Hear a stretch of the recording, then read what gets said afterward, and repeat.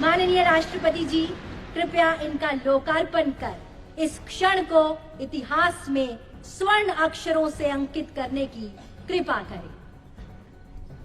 भारत के संविधान का उसकी 8वीं अनुसूची में उल्लिखित 22 भाषाओं में से 9 भाषाओं असमिया, बोडो, कश्मीरी, मलयालम, मराठी, नेपाली, उड़िया, पंजाबी, तेलुगु का विमोचन किया जा रहा है, जिनमें बोडो और कश्मीरी नवीनतम प्रथम संस्करण है व अन्य भाषाओं में अद्यतन संस्करण है।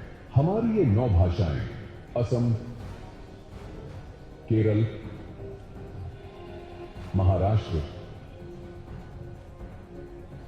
सिक्किम, ओडिशा, पंजाब,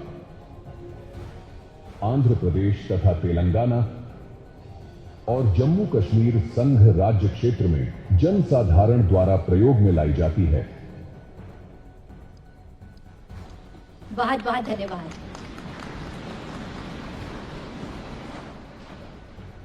संविधान में अंकित चित्रों से भारत का अंतर्मन झांकता है।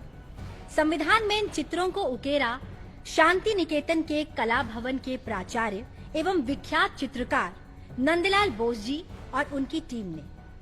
इन्हीं की सुंदर झलक है पुस्तक भारतीय संविधान में कला और कैलीग्राफी। अब मेरा विनम्र अनुरोधन है आपसे माननीय राष्ट्रपति जी कि आप इस प्रकाशन का ई-रिलीज करने की कृपा करें।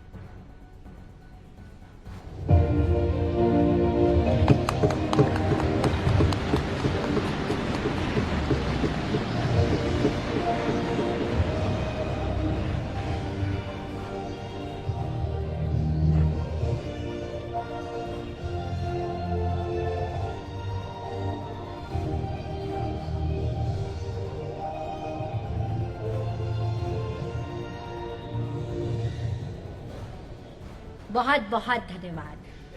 अब माननीय राष्ट्रपति जी, आपसे विनम्र अनुरोध है कि आप अपने ज्ञानवर्धक शब्दों से हम सभी का मार्ग प्रशस्त करने की कृपा करें।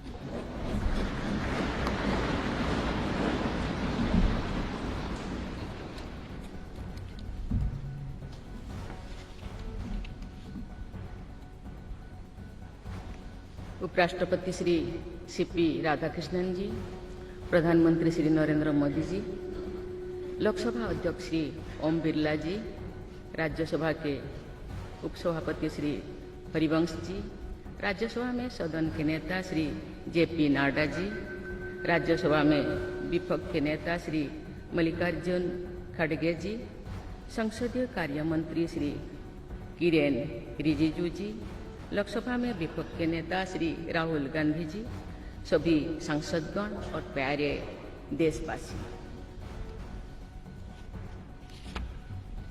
संविधान दिवस के ऐतिहासिक अवसर पर आप सबके बीच आकर मुझे हार्दिक प्रसन्नता हो रही।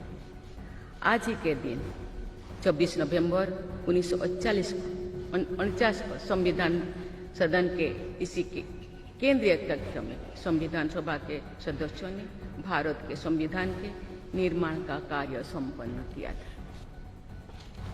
आज ही के दिन उस वर्ष हम भारत के लोगों ने अपने संविधान को अपनाया था। स्वाधीनता के बाद संविधान सभा ने भारत की अंतरिम संसद के रूप में भी कर्तव्य निर्वहन किया। प्रारूप समिति के अध्यक्ष बाबा साहेब डॉक्टर भीमराव अंबेडकर हमारे संविधान के प्रमुख निर्माताओं में से थे। बाबा साहेब की 125वीं जयंती के वर्ष में यानी सन 2015 में 24 नवंबर को प्रतिवर्ष संविधान दिवस के रूप में मनाने का निर्णय लिया गया और निर्णय अत्यंत सार्थक सिद्ध हुआ है। आज के दिन पूरा देश भारतीय लोकतंत्र के आधार हमारे संविधान के प्रति तथा उसके निर्माताओं के प्रति आदर व्यक्त करता है। हम भारत के लोग अपने संविधान के प्रति व्यक्तिगत और सामूहिक स्तर पर आस्था व्यक्त करते हैं। अनेक योजनाओं के माध्यम से देशवासियों को, विशेषकर युवा वर्गों को संवैधानिक आदर्शों से अवगत कराया जाता है। संविधान दिवस से मनाने की परंपरा का शुभारंभ करने और उसे निरंतरता प्रदान करने की जितना भी प्रशंसा की जाए और कम। माननीय संसदगण संसदीय प्रणाली को अपनाने के पक्ष में संविधान सभा में जो ठोस तर्क दिए गए थे वो आज भी प्रासंगिक है। विश्व के विशालतम लोकतंत्रों में जन आकांक्षाओं को अभिव्यक्त करने वाली भारतीय संसद विश्व के अनेक लोकतंत्र के लिए आज एक उदाहरण के रूप में प्रतिष्ठित है। हमारे संविधान निर्माता चाहते थे कि संविधान के माध्यम से हमारा सामूहिक और व्यक्तिगत स्वाभिमान सुनिश्चित रहे। मुझे ये कहते हुए बहुत प्रसन्नता होती है कि बीते दशक में हमारे संसद ने जन आकांक्षाओं को अभिव्यक्त करने के अत्यंत प्रभावी उदाहरण प्रस्तुत किया है। संविधान निर्माताओं की अपेक्षाओं पर खरा उतरने के लिए मैं आप सभी सांसदों को बहुत बहुत बधाई देती हूँ। साथ ही कृतज्ञ राष्ट्र की ओर से मैं संविधान सभा के परम सम्मानीय सदस्यों की स्मृति में सादर नमन करती हूँ। हमारे संविधान के अंतरात्मा जिन आदर्शों में अभिव्यक्त होती है वो आदर्श है सामाजिक, आर्थिक एवं राजनैतिक न्याय, स्वतंत्रता, समता और बंधुता। मुझे ये देखकर हर्ष होता है कि इन सभी आयामों पर संसद सदस्यों ने संविधान निर्माताओं की परिकल्पनाओं को यथार्थ स्वरूप प्रदान किया है। हमारी संसदीय प्रणाली की सफलता के ठोस प्रमाण के रूप में आज भारत विश्व की तीसरी सबसे बड़ी अर्थव्यवस्था बनने की ओर तेज गति से अग्रसर है। भारत में लगभग 25 करोड़ लोगों के गरीबी की सीमा रेखा से बाहर आने से आर्थिक न्याय के पैमाने पर विश्व की सबसे बड़ी सफलता होती है। हमारे संविधान में सामाजिक न्याय को प्रमुखता दी गई है। सामाजिक न्याय के आदर्शों के अनुरूप समावेशी विकास के प्रयास किए जा रहे हैं। ऐसे अनेक प्रयासों में इकोनॉमिकली वीकर सेक्शंस के लिए शिक्षण संस्थाओं और रोजगार में आरक्षण का प्रावधान करना, दिव्यांगजनों की परिभाषा को विस्तार देते हुए उनके हित में विशेष अधिनियम लागू करना और उसे कार्यरूप देना तथा राष्ट्रीय पिछड़ा वर्ग आयोग को संवैधानिक दर्जा प्रदान करना शामिल है। 3 तलाक से जुड़े सामाजिक कुरीति पर अंकुश लगाकर संसद ने हमारी बहनों बेटियों के सशक्तिकरण और सामाजिक न्याय की दिशा में ऐतिहासिक कदम उठाए। देश के आर्थिक एकीकरण के लिए स्वाधीनता के बाद का सबसे बड़ा टैक्स सुधार गुड्स एंड सर्विसेज टैक्स के रूप में किया गया है। आर्टिकल 370 के प्रावधानों को निरस्त करके देश के समग्र राजनैतिक एकीकरण के मार्ग में बाधक बने हुए अवरोध को दूर किया गया। नारी शक्ति बंधन अधिनियम द्वारा वुमेन लीड डेवलपमेंट के एक नए युग आरंभ होगा। नारी शक्ति अर्थात मातृशक्ति के बंधन का हमारे संस्कृति में अत्यंत महत्वपूर्ण स्थान रहा है। इस वर्ष 7 नवंबर से हमारा राष्ट्रगीत वंदे मातरम की रचना के 150 वर्षों पूरी होने के उपलक्ष्य में देशव्यापी स्मरण उत्सव मनाया जा रहा है। ये स्मरण उत्सव भारत माता को समृद्ध, सशक्त और आत्मनिर्भर बनाने का संकल्प का अवसर है। मुझे विश्वास है कि इस राष्ट्रीय संकल्प की सिद्धि के लिए आप सभी सदस्यगण देशवासियों को दिशा और प्रेरणा प्रदान करेंगे। हमारा संविधान हमारी राष्ट्रीय अस्मिता का ग्रंथ है। ये हमारी राष्ट्रीय पहचान का ग्रंथ है। ये कॉलोनियल माइंडसेट का परित्याग करके नेशनलिस्ट माइंडसेट के साथ देश को आगे बढ़ाने की मार्गदर्शक ग्रंथ है।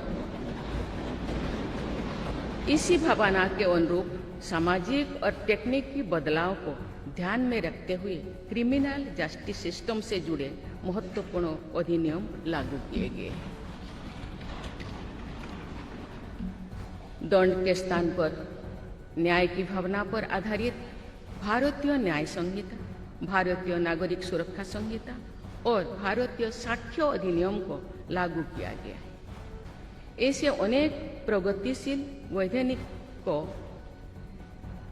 सार्थक विमर्श के बाद पारित करने के लिए मैं संसद सदस्यों की मुक्त कंठ से सराहना करती हूँ। संविधान संशोधन के प्रावधानों के महत्व पर चर्चा करते हुए इस बात को रेखांकित किया गया था कि संविधान में ही ऐसी व्यवस्था होनी चाहिए जिसके बल पर भावी पीढ़ियां आवश्यक अनुसार समयानुकूल संशोधन कर सकें। इस प्रकार संविधान निर्माताओं ने हमारे संविधान को गतिशीलता और जीवंतता प्रदान की है।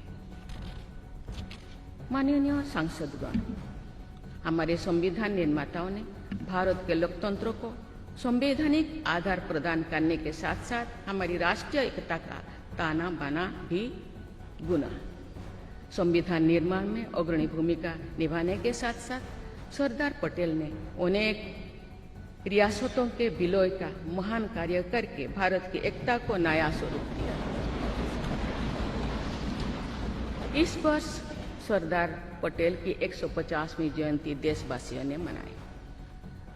उनकी 150वीं जयंती के उपलक्ष्य में पिछले वर्ष से आगामी वर्ष तक चलने वाले कार्यक्रम के माध्यम से देशवासी राष्ट्रीय एकता तथा गौरव की आदर्शों से जुड़ेंगे।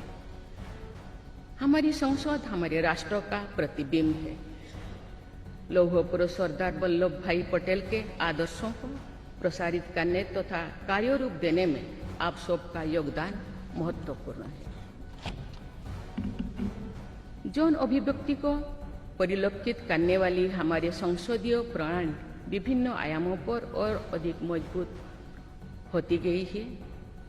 वयस्क मताधिकार का प्रावधान करके हमारे संविधान द्वारा जनता के विवेक पर जो आस्था व्यक्त की गई है, उसकी सफलता की विश्व के अन्य अनेक देशों में सराहना की जाती है। पिछले कुछ वर्षों के दौरान महिला मतदाताओं द्वारा बढ़ चढ़कर मतदान करना हमारी लोकतांत्रिक चेतना को विशेष सामाजिक अभिव्यक्ति देता है। महिला, युवा, गरीब, किसान, अनुसूचित जाति और जनजाति समुदाय के हमारे देशवासी, मिडिल क्लास तथा न्यू मिडिल क्लास के लोग हमारी लोकतांत्रिक प्रणाली को पंचायत से संसद तक मजबूती से दे रहे हैं। हमारी समावेशी लोकतंत्रों में जन जन की भागीदारी को प्रोत्साहित किया जा रहा है। धरती आबा भगवान बिरसा मुंडा की जयंती के दिन जनजातीय गौरव दिवस मनाने की परंपरा शुरू की गई है और उसे बहुआयामी विस्तार दिया जा रहा है। भगवान बिरसा मुंडा की 150वीं जयंती से जुड़े समारोह देश भर में वर्षों पर्यंत आयोजित हुई। विरासत और विकास को जोड़ने वाली जनजातीय परंपराओं का संरक्षण और संवर्धन किया जा रहा है। संवैधानिक आदर्शों में निहित सर्वसमावेशी दृष्टि हमारी शासन व्यवस्था को दिशा प्रदान करती है। हमारे संविधान में निहित नीति निर्देशक तत्व हमारी शासन व्यवस्था के लिए मार्गदर्शन प्रदान करते हैं। संविधान सभा के अध्यक्ष डॉक्टर राजेंद्र प्रसाद ने कहा था कि जो स्वाधीनता हमने प्राप्त की है उसकी रक्षा करना और उसको बनाए रखना तथा जनसाधारण के लिए उसको उपयोगी बनाना उन पर निर्भर करता है जो इस संविधान का क्रियान्वयन करेंगे। ये प्रसन्नता का बात है कि हमारी संसद ने डॉक्टर राजेंद्र प्रसाद जी के अपेक्षा के अनुरूप राष्ट्रहित में कार्य किया है तथा जन सामान्यों के जीवन को बेहतर बनाने के लिए निरंतर प्रयास किए। अंत्योदय की इसी दृष्टि के साथ आधुनिक विकास का समन्वय करके भारत विश्व समुदाय के सम्मुख विकास का एक नया मॉडल प्रस्तुत कर रहा है। विश्व स्तरीय इंफ्रास्ट्रक्चर के विकास से लेकर जन कल्याण की सुविधाओं को 100% लाभार्थियों तक पहुंचाने के प्रयास हमारी राष्ट्रीय प्रगति को अतुलनीय विस्तार देते हैं। संवैधानिक व्यवस्था के अनुसार आगे बढ़ते हुए हमारे देश की कार्यपालिका, विधायिका और न्यायपालिका ने देश के विकास और देशवासियों के जीवन को संबल प्रदान किया है। संसद के दोनों सदनों के सदस्यों ने हमारे देश को आगे बढ़ाने के साथ साथ गहन राजनीतिक चिंतन की स्वस्थ परंपरा विकसित की है। आने वाली कालखंड में जो विभिन्न लोकतंत्रों और संविधानों का तुलनात्मक अध्ययन किया जाएगा तो भारतीय लोकतंत्र और संविधान का विवरण स्वर्णाक्षर में किया जाएगा। आप सभी सदस्यगण हमारे संविधान और लोकतंत्र की इस गौरवशाली परंपरा के संवाहक भी है, निर्माता भी है और साक्षी भी है। मुझे विश्वास है कि हमारी संसद के दिशा निर्देश में भारत को विकसित राष्ट्र बनाने के संकल्प को अवश्य सिद्ध किया जाएगा। इसी दृढ़ विश्वास के साथ मैं सभी माननीय सदस्यों को संविधान दिवस की पुनः बधाई देती हूँ और सभी देशवासियों की स्वर्णिम भविष्य की कामना करती हूँ। धन्यवाद। जय हिंद, जय भारत।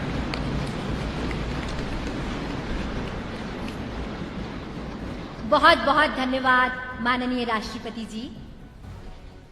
और अब आपसे विनम्र अनुरोध है कि आज के इस विशेष अवसर पर आप पूरे राष्ट्र के साथ उद्घोषिका का वाचन करें। Now we all will read the preamble led by honourable president ma'am.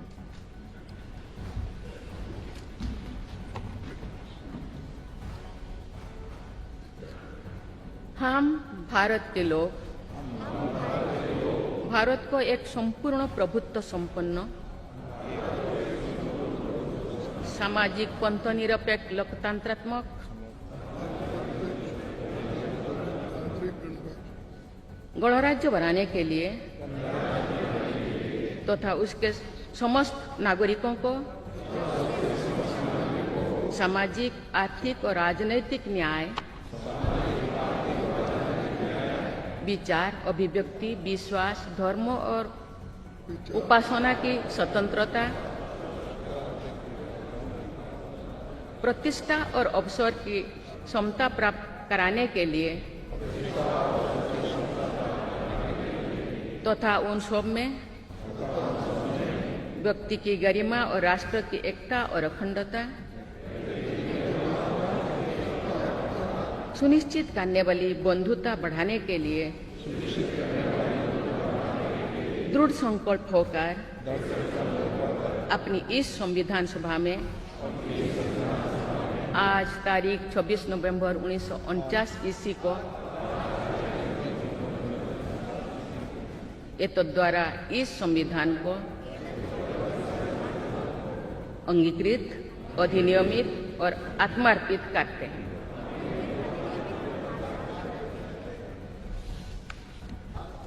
Bharat माता की और अब राष्ट्रगान का सम्मान।